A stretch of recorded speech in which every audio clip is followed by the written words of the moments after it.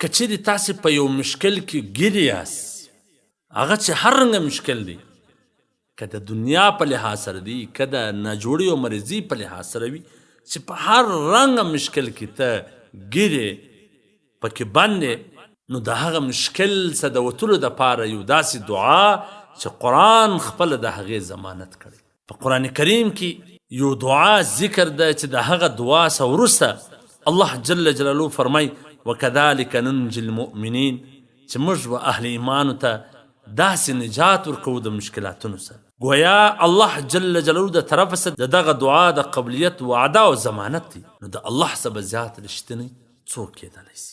هغه دعا کومه چې حضرت یونس علیه الصلاة والسلام د ماهي په نس کې ویله، چې د ماهي د نس څخه د وتلو هېڅ امکانات نه وله، د ژوند هېڅ امکانات نه وله، لیکن یونس علیه الصلاة والسلام دا دعا ویله لا اله الا انت سبحانك انی كنت من الظالمین. نو الله جل جلاله د ماهي د نس څخه نجات ورکي.